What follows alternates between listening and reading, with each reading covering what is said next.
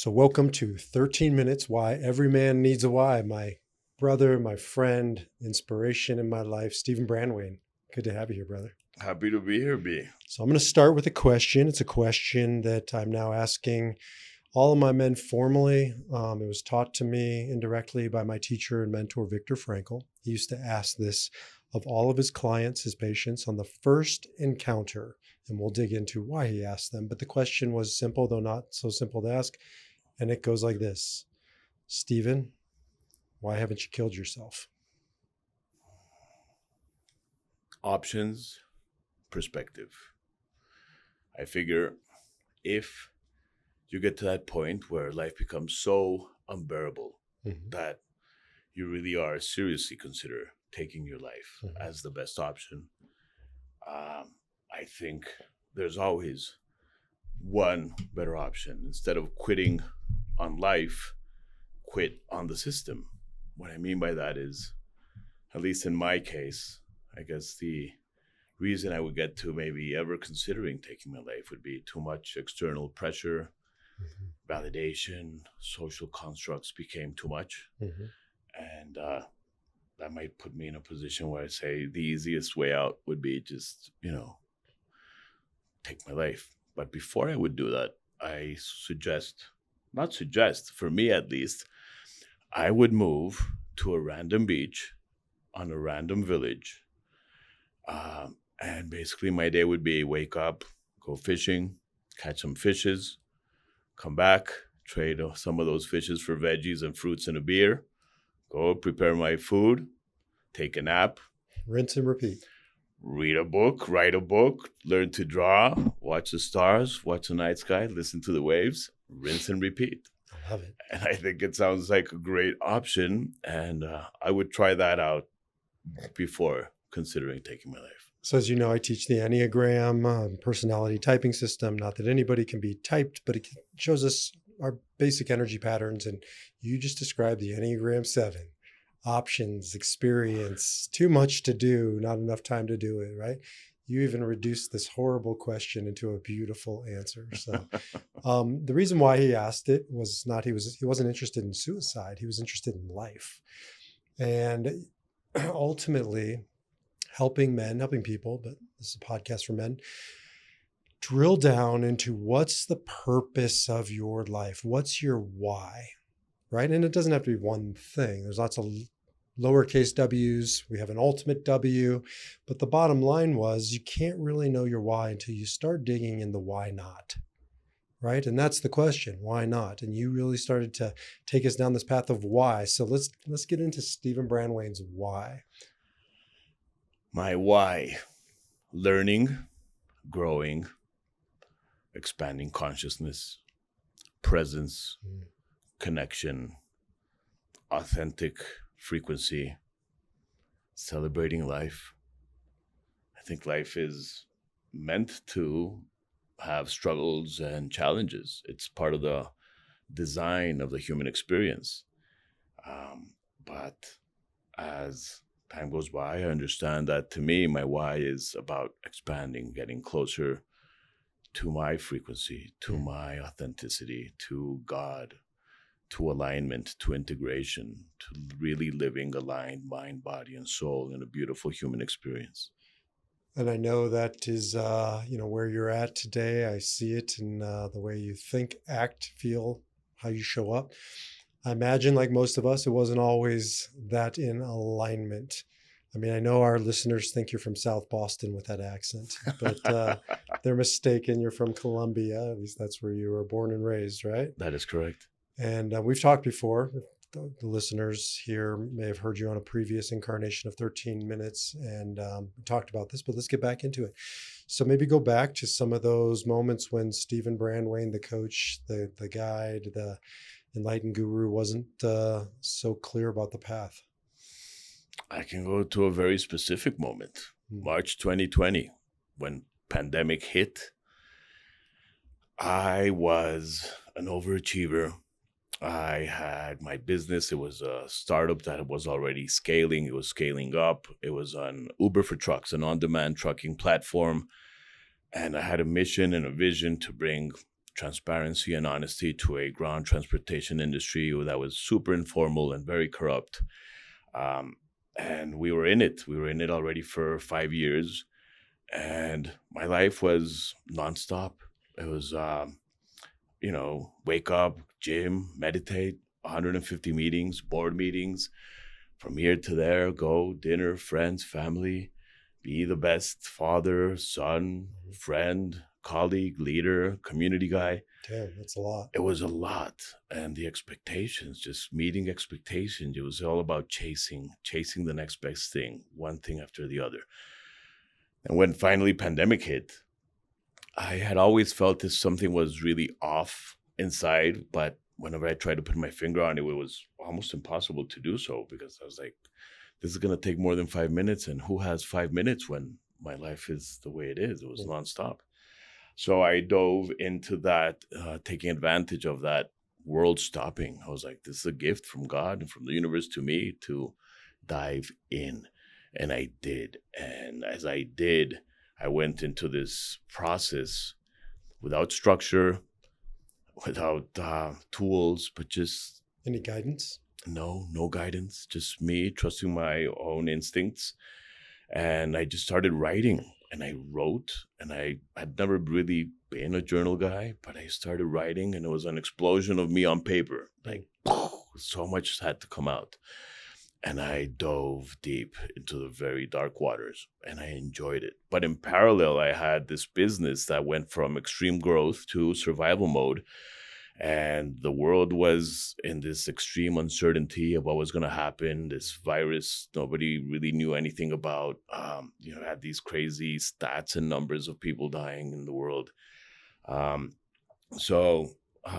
As time went by and I dove deeper and deeper, I started uncovering and unpacking really hard truths, especially the truth that my life was a life that I was programmed to live, that I was wired to live, and it didn't feel honest or coherent, and it didn't feel like my life. It felt like I was living someone else's life.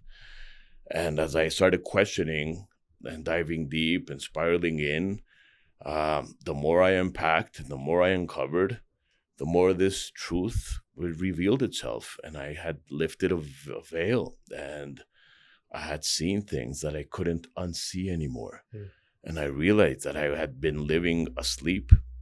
I had been living unconscious, a life of wired and programming since I was a kid, from good intentions from my family and my society and my community, trying to point me in the right direction. But ultimately, I was living on the very, very, very shallow level of life. And I was taught that that was life.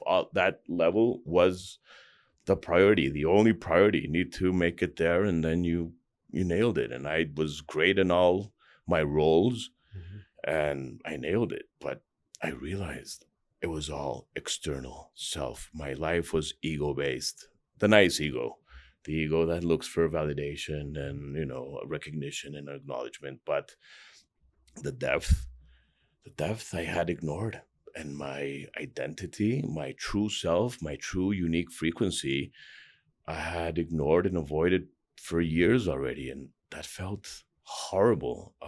But at least I knew now that the problem was that there was a humongous, very large gap between my true self and my external self. And now I needed to close that gap. Frankl, talks about suicide. Why haven't you killed yourself? But there's multiple ways to kill yourself. And one of them, you're still above ground. You're still breathing.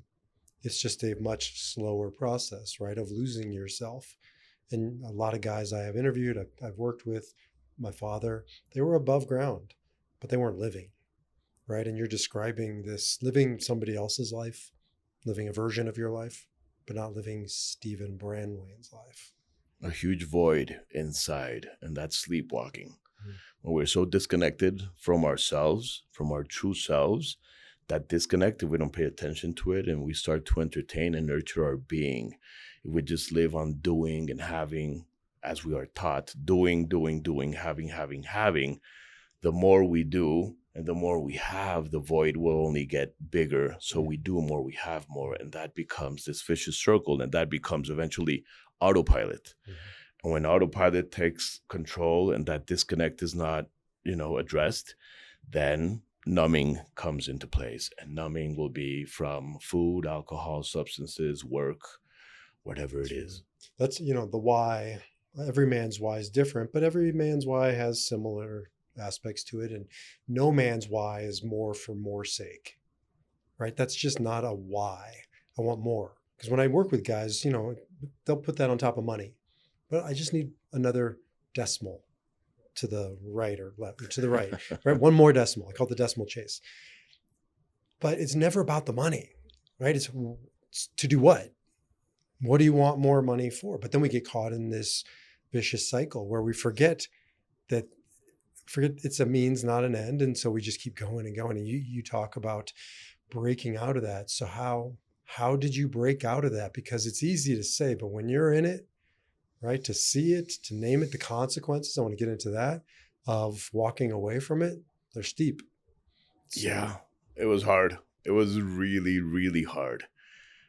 But to me, it was not an option. Again, once I saw it and once I felt, okay, so if this identity that I believed to be me for years is not really who I am, then who am I? And I couldn't ignore the question anymore. I couldn't pretend I didn't see that. Okay, so if it's not me, the roles, then who am I beneath the noise? Who am I beneath the roles?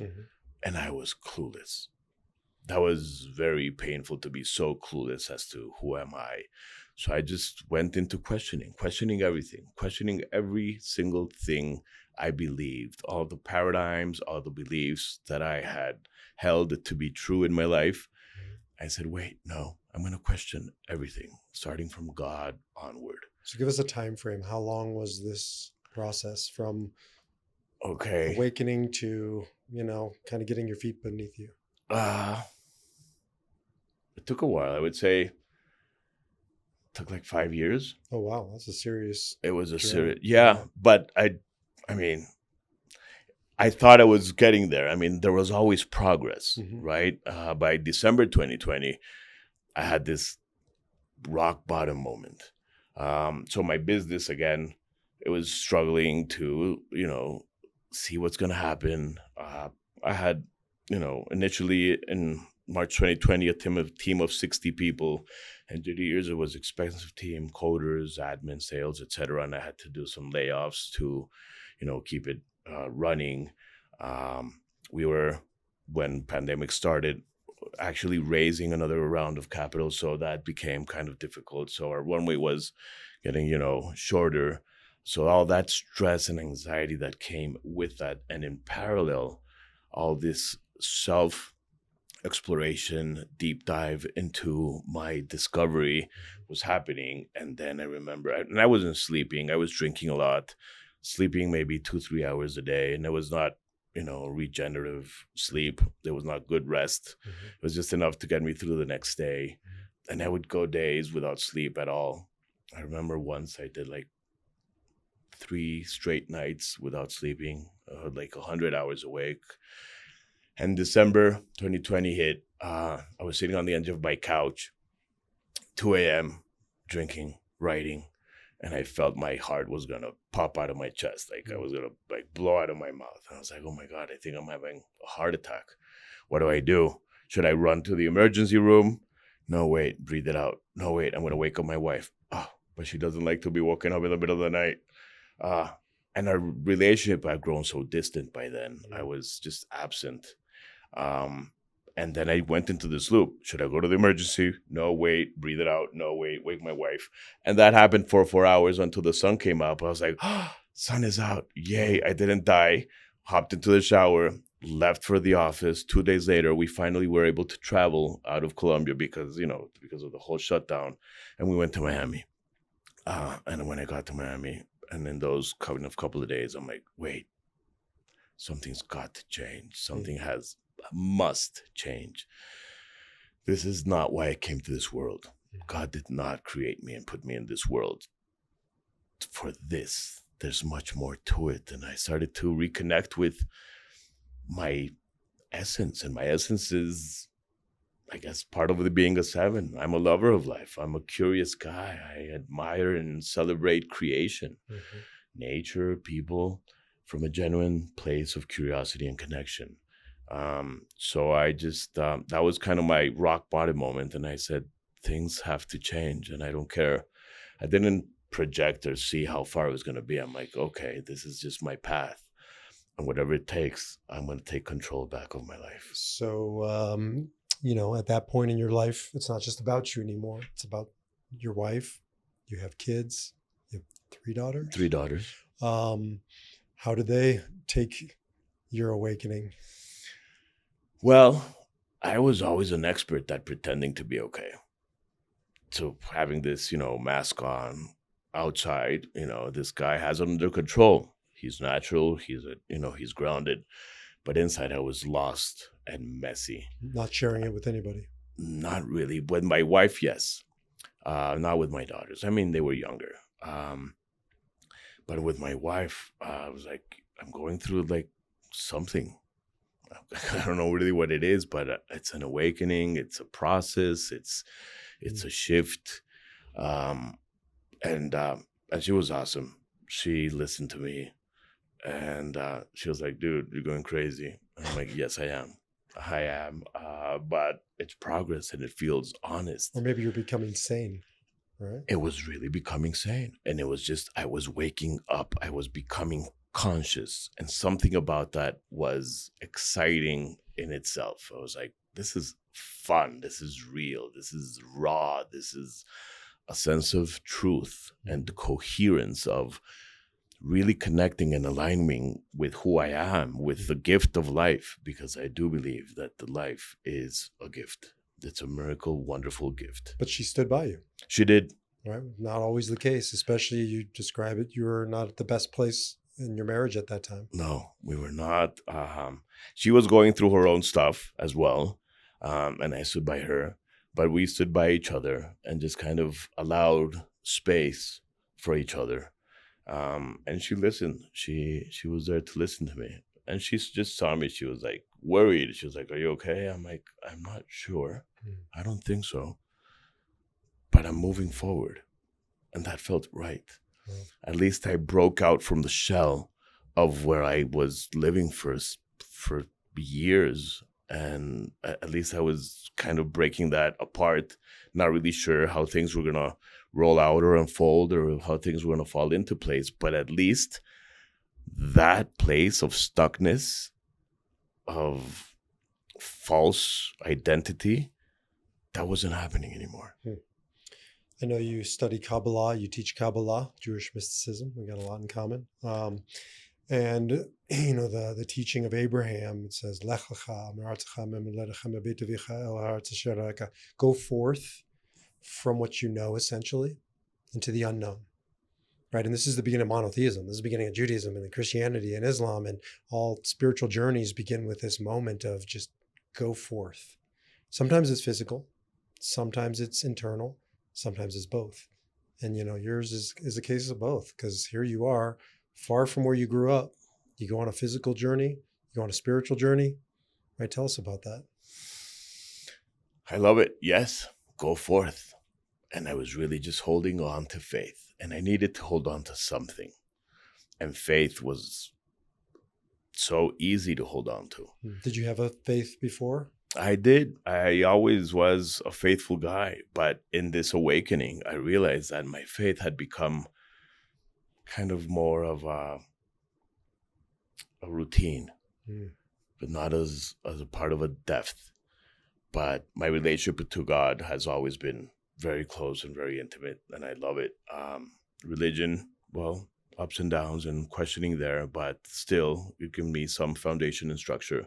But as far as faith goes, as far as, creation itself, I'm a big fan of creation. I'm like, wow, creation is amazing. And just me being part of this creation in itself is exciting and interesting. And I've always been great at noticing and understanding and reading the room. seeing what's not said, and connecting with people has always been kind of a natural to me. And growing up was really a gift, but then it became my identity, and that became a people-pleasing thing. So I just kind of to shift from that. But as you were saying, go forth. It was the only way to go. I just wrote a blog called God is Dead, Happy New Year.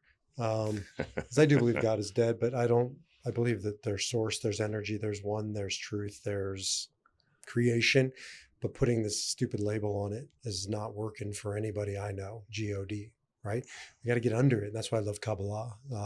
It's such a sophisticated approach that there's no name of God. There are names, there's experiences, right?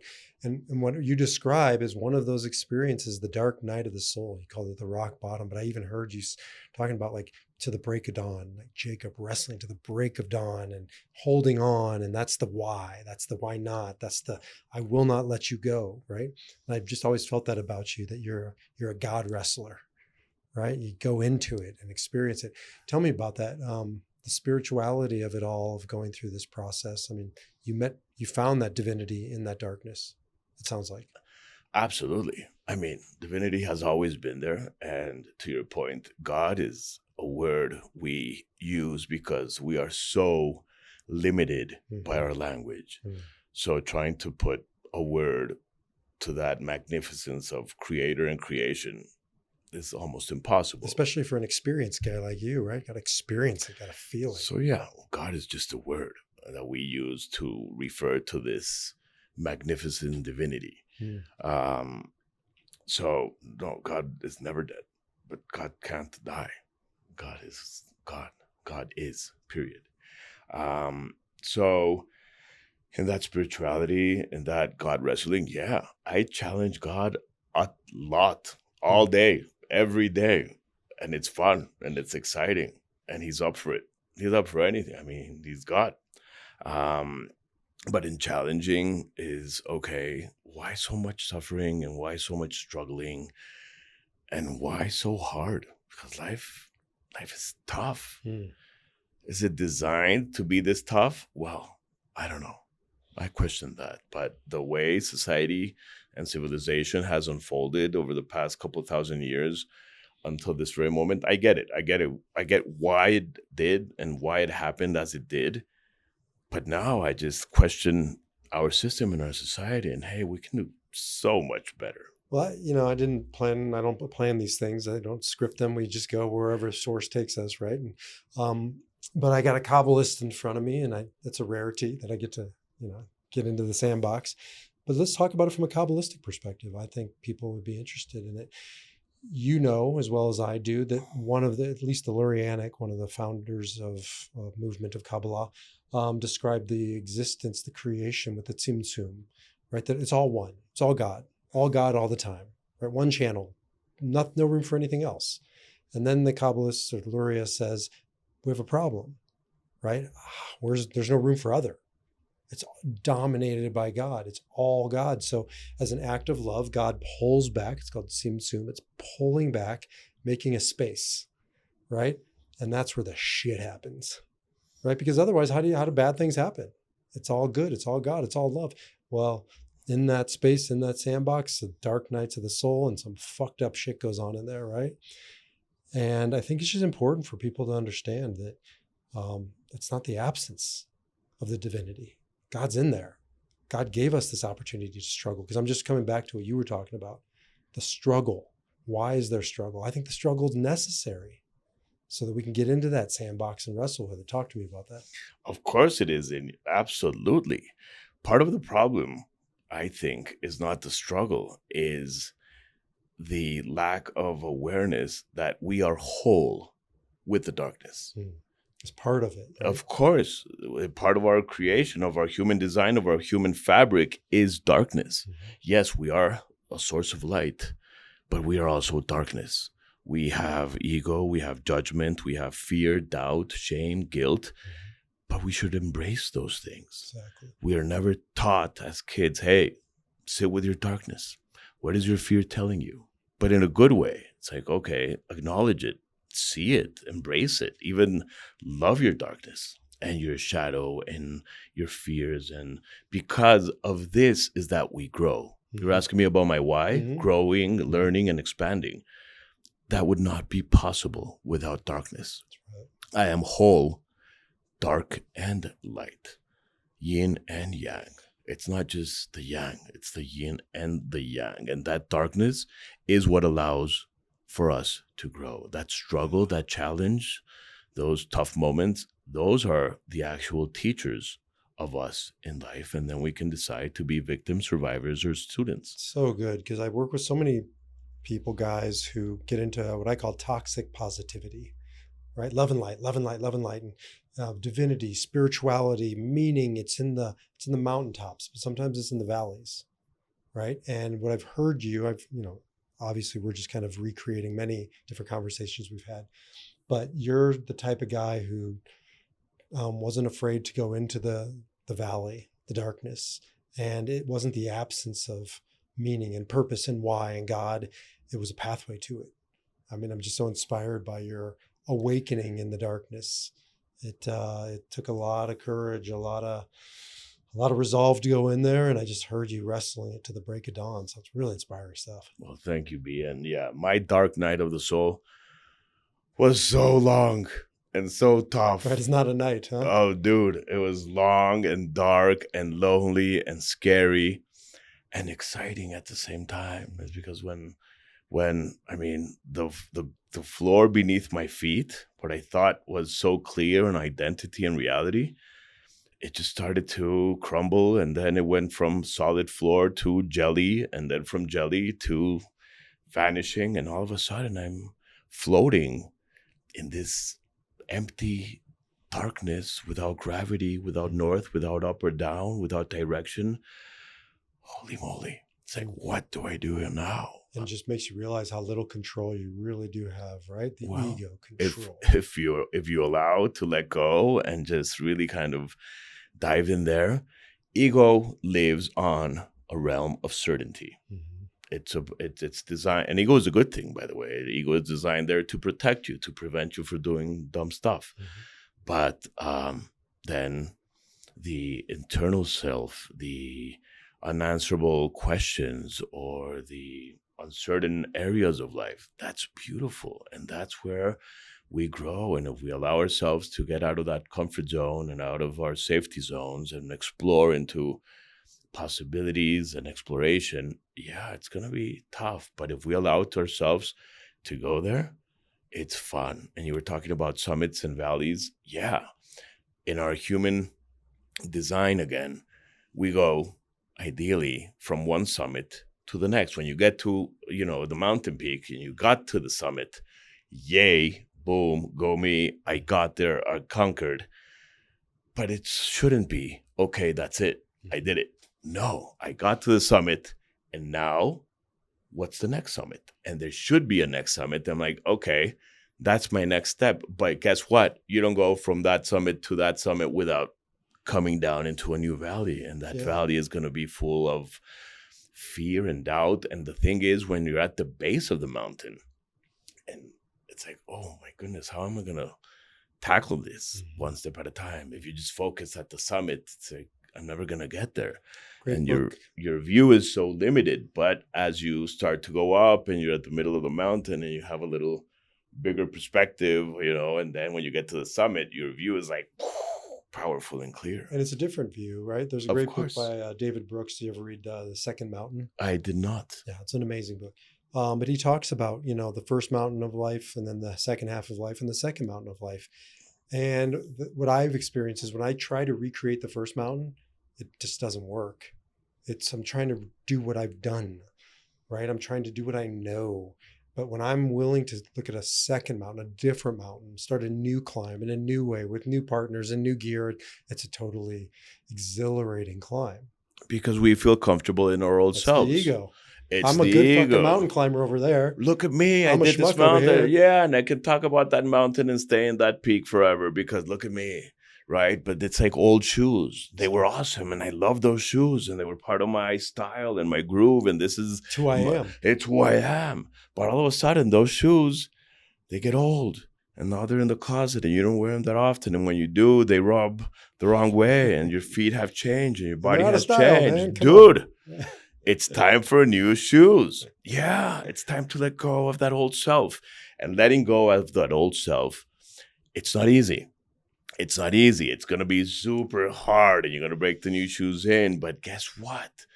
When you're living out of alignment, it requires so much energy and so much effort. I have this analogy of the shopping cart with the wobbly wheel. You know, it's like that's a wobbly wheel and it requires effort. And you insist and it's going to work and it's going to get me to the end. And it's still wobbling and it's pulling left and you pull right. And it's like this constant struggle with that wheel. Dude, once you get that new cart, it's time to upgrade. This version of you today, you need a new cart. And when you start pushing that new cart, how easy it is, how smooth it rolls, and how little effort it takes, you're like, hell. People yeah. like you. You're less Why, noisy dude, and why did it pissed take so off long and drunk. fighting with that old cart? It's like, come on. Gotta medicate and numb because you're so tired of this old cart, right? And just let go. But hey, it is not easy. I went through my dark night of the soul, and mine was about 5 to 7 years, like you. You know, it's not easy. And every ounce of my being wanted to hold on to the old cart, right? Protect the cart, go back to the cart, recreate the cart. And you just get to this point where it's fucking exhausting. And I'd rather just let go and see where it takes me. That's the thing. Patterns, behaviors, thoughts, they have very strong gravitational pull. So even when you do become awake and aware and have this intention of breaking into the new version of you, and you're catching yourself, you know, going back to old habits, patterns, behaviors, breaking away from that requires resilience, determination, and, you know, really a lot of commitment to this new version of you. And I would also say compassion, which doesn't come easily for me because huge. It's not a linear path, right? No. It feels sometimes like you're in a cycle, a circle over and over. Like, didn't I learn this? Am I doing this again? And my experience and the image I use now is it's not a line, linear. I'm never looking back. I'm never going to fuck up. I'm never going to go back to the old cart. And it's not a circle if I'm doing the work. It's a spiral, right? It's like we're moving forward down the path. We're in some same territory before. I'm being, my wife calls it, you know, my Enneagram 8, the challenger. She calls me the 8-hole. Like, you're being the 8-hole again.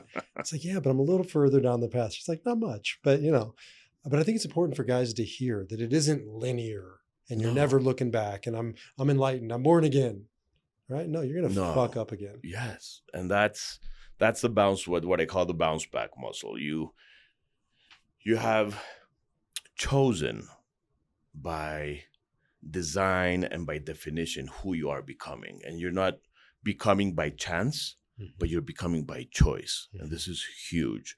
Okay, so this is my new reality mindset.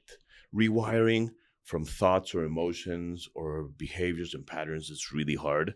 When I work with my clients, I work from the reality mindset. So you have reality mindset, and shifting gears there is easier. So, okay, who am I becoming in the next 3-6 months? And that reality mindset is, okay, now that I have a path to there, who I am becoming, be now, and repeat and repeat and repeat. And when you catch yourself with a lot of self-compassion and a lot of self-love, very little self-judgment, just easy on yourself, be like, okay, I caught myself. Old habits, old patterns.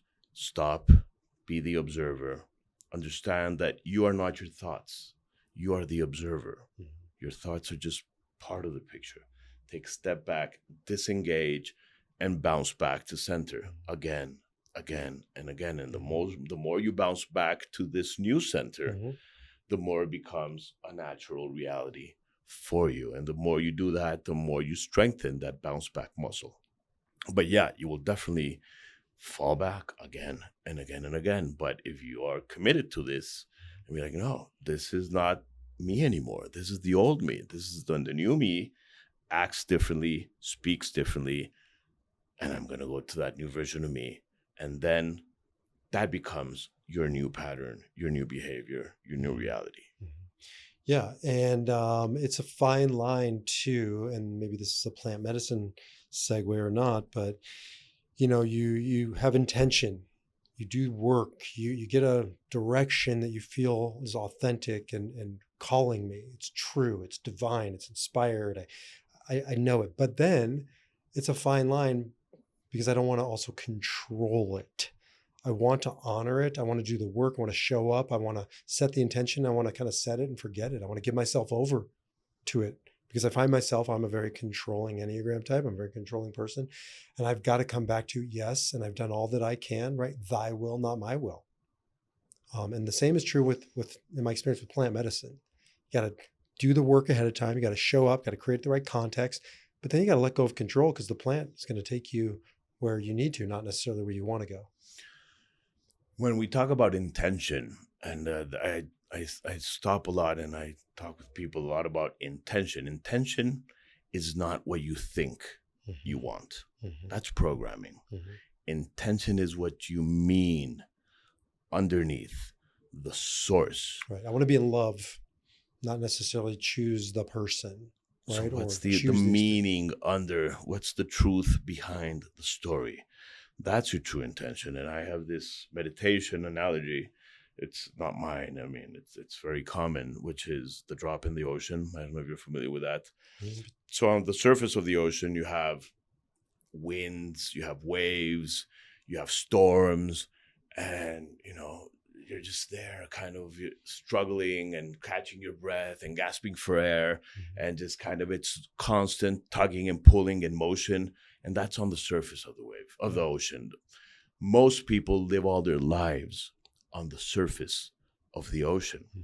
The thing is, you don't need to be on the surface all the time. If you can be like the drop of water and just let yourself go and start to drop under the ocean. And when you start to come under the ocean, you have some currents pulling here and there, but the further you drop in, you take deep breaths and you go further in, you will find stillness and you will find quiet. That's the true source of intention. And you connect with that sense of deeper consciousness. And from there, understand what's the meaning behind my intention.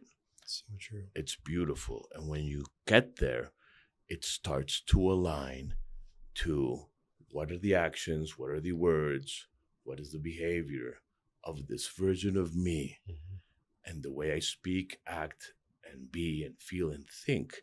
Is it coherent to this honest version of deep self?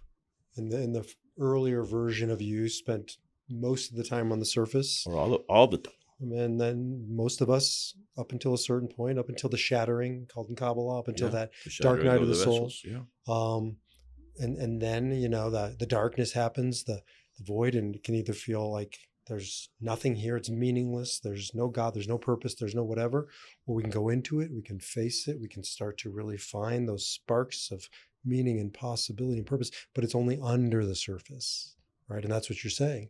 So we got to start making time to go under the surface, to go into the darkness, to do this work. Will be part of the reasons that I love speaking and connecting with you is because of that awareness that you have. But the truth is, in my humble opinion, most people never stop long enough to understand that, and will always live. They will be born, live, and die on the surface, unconscious, asleep. That's why I don't work with too many guys under the age of 40-ish. But when life kicks you in the balls, right, that's when you can wake up. You don't necessarily, but that's the invitation. That's the midlife invitation. But most people don't accept the invitation because it's hard and it's scary. It's like, if I stop doing and I stop focusing on doing and having, and I look inside, who knows what I'm going to find? And it's a scary, uncertain thing to look in. I'm like, I'd rather just kind of, what?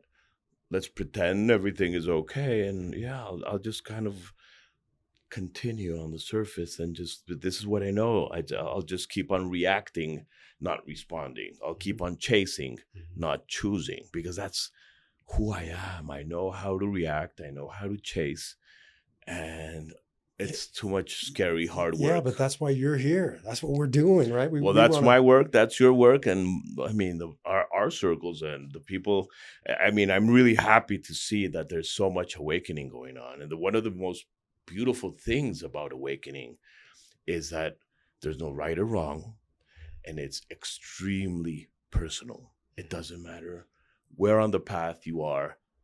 There you are. That's yours. That's yours. And you shouldn't be further ahead and you shouldn't be further back. You're exactly where you are. But once you understand and accept the invitation of awakening, of questioning, of going under the surface, of connecting, of remembering who you are beneath the noise, then you go on a path. And what rhythm you're going to grow and, you know, how it's going to unfold, well, that's up to you. And it's perfect for you. Your path is perfect for you. Yeah, love it. That's when Kabbalah, it's called returning, not, fixing. It's teshuva. It's returning to who you are. It's how we began. Nobody began like the squeaky shopping cart, right? Or accepting it or living it or wanting it. I want to live my life pushing a squeaky shopping cart. Life happens. Shit happens. We start getting used to it. How do you boil a frog? Slowly.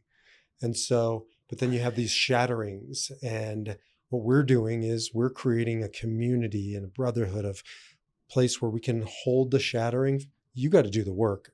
It's your journey. I can't do it for you, but I can support you, right? You support people as a coach, as a guide. You support people in our community that we're building. So there's opportunities for guys who are listening to this. Absolutely. To realize they don't have to go it alone, even if it's their personal journey. Oh, absolutely. Don't go at it alone. There's a lot of support. I mean, don't do what you did. No, do not do what I did. Exactly. I mean, yeah. I only work with people who are serious about change, who are serious about showing up, who are serious about leveling up to a new version of themselves, to transform, to transcend, to wake up. And I love it. It's fun. It's exciting. It's hard. And I tell them exactly what you said. This is not a magic pill that, you just, we're going to work together and it's done, solved. Oh, no. I will hold your hand, but you must walk through the fire by yourself. And I've got you, but you've got this. I will not walk through the fire for you. Nobody can walk through the fire for you. But let me tell you one thing. Once you get through the fire, you'll come out better, wiser, stronger, more present, more clear. And once you go through one fire, you're like, all right, I've got this. Bring more fires. I mean, more awakening, more fires, more darkness, but there's light at the end of the tunnel. And on my end, I'll just end with this because I brought so much Kabbalah into it. But, you said the question, if you don't know why this has to be so struggle filled, why did we have to go through this? And I know you know why, but at least from a Kabbalistic perspective, you're whole. The dark night of the soul, all the shit we talked about happens. You go into it, you lose your way, you become a dick, you become, whatever all these things are. Then you do the work and on the other side of it and you're whole again. But it's not the same wholeness. No. Right? You've done the work. You've made the choices. Right? So I just want people to really hear, it's not the same as being whole from the start. Talk to that a little bit.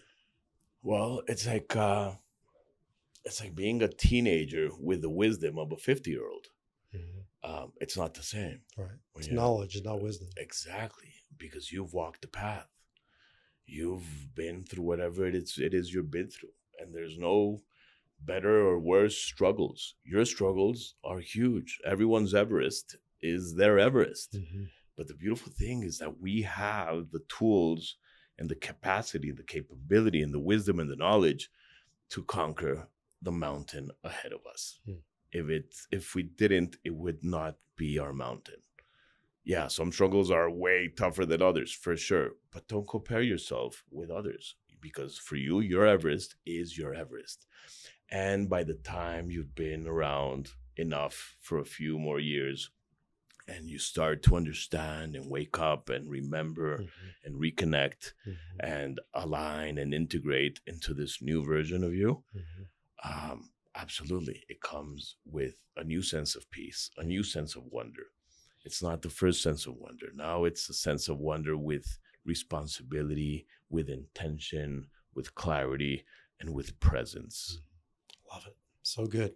So you're working with individuals, you're working with companies. Do a little pitch real quickly so people can know how to work with you. Okay, well, yeah, I launched my II tree framework. It comes from AI, but I just simply simplified it to II tree. And it's basically a process of awareness, intention, alignment, and integration. That's my signature framework. From my process, I basically extracted that framework. I've worked with that process with many people, and it works amazingly. I work one on one with executives, with leaders, and I also work with companies. I work from an angle of conscious leadership. I'm a little unconventional in my ways. It's not the traditional executive leadership coaching that you find of, ROI and objectives and team building. No, I work from the inside out because I believe human beings are complex, beautiful, whole people. But once you reconnect and remember who you are from within, and from there start to be more present, intentional, and aware, everything starts falling into place. And you're finding businesses, the corporate sector, whatever, are open and receptive and wanting this new approach? Very much. Not everyone, not all CEOs and founders are into that type. Many are still more tied into, productivity and results. And I just need better numbers. And hey, if that works for you, fine. But I work with humans, with human beings. And there are a lot of guides and leaders and CEOs out there, executive people leading teams that understand the importance of having healthy, present leaders. If you have a connected, present human leader, they will learn to lead from presence, not from chaos, from presence, not from reaction. And they stop being so reactive. And when they start doing that, their team starts to follow, results start to follow, engagement becomes natural, and people are actually there because they want to and not just for a paycheck. Amazing. It's beautiful. Amazing work. Well, thank you. Thank you for doing the work. Thank you for personally doing the work and professionally, but also for being in my life. You have been such a source of light and an inspiration, and you're part of this movement that we're building with the 13-minute mission and men's peer groups and so much more. Well, thank you, B, for having me. I think what you've explained to me more than once about the 13 minutes is huge. Life is a gift. Life is a miracle. It's super hard, yes, but it's super amazing and fun and loving at the same time, yes. And in that balance, we can find our way. We can find our path. If anyone's out there struggling, reach out, raise your hand. There's ways out of tough times. And you're living proof that there are sparks of light in the darkness. And, just keep going, brothers. Keep going. Well, thank you, B, for having me. Thank you, brother.